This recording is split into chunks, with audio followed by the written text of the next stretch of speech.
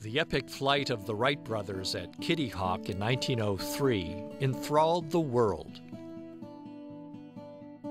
In 1910, Idaho finally experienced its first taste of air travel when the Curtiss Pusher lifted off in front of the grandstand at the Lewiston-Clarkston Fair. Today, if you live near Lewiston, you might think you've hopped a ride on the Wayback Machine, because there it is, the Curtiss Pusher, looking like it did on October 13th, 1910, more than 100 years ago. How can that be, you ask? Well, some guys just never tire of making model airplanes. This is a replica, but it has most of the features of the original. You might call Dean Wilson and Jim Odie Idaho's version of the Wright brothers. From an old set of blueprints a friend stumbled across, they created this fragile-looking machine with help from other retired pilots in the Lewiston area. Once the engine is running, this is a throttle, and these are brakes. So everything is a function of the throttle and steering, both with the feet or with differential braking while we're on the ground. And this will control the angle of climb. This is the elevator system, which is the canard in the front, and it's associated with an elevator control that's on the very back of the airplane as well. And this is quite sensitive, but it's not overly sensitive. It's very predictable.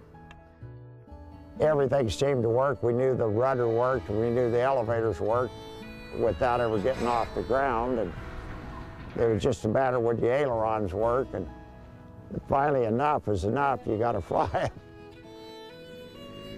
Since Wilson did most of the actual construction, he flew it first. Instantly, when it came off the ground, I checked to see if the ailerons worked, and they did, and I just left it. I only had about half throttle. In that brief flight, I knew that everything worked, so I told Odie all I'd learned, and so he flew it and told me what he'd learned, and now we just take turns flying it. Throttle cracked. Throttle's cracked. I've done some test flights on other things, and I happen to be retired from the Boeing company at flight test. But every time there's a little bit of a feeling in the seat of your pants that I hope everything's been done correctly. Well, working with Dean, we knew everything was in the right place. And once I got on the runway and brought the power up, I was a little surprised that it accelerated as quickly and became airborne as quickly as it did. But from that moment on, in the next 5 seconds, I knew I had complete control of the machine, and it was just simply a fun thing. All of these were experiments at that time. They were trial and error, a lot of them.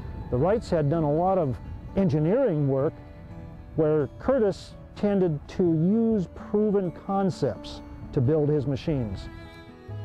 Like Wright brothers said, once you learn the magician's trick, it's easy, you know. But they had to figure it out. It's a wonder they didn't kill themselves doing it, but they had the presence of mind to never get over 3 feet off the ground till they learned to fly. The courage that those guys had to have back then to use these things and do what they were doing, and obviously a lot of them didn't get to stay with it. They ended up not surviving them. We've had the advantage of 100 years of learning and a great advantage in the experience of Dean and all of the aircraft he's built and his knowledge of what works and what doesn't. Some people would look at this and say, well, that's not what they had on the original, but we are living through this experience, and some of the originals did not. So we found this to be a very acceptable way of doing business.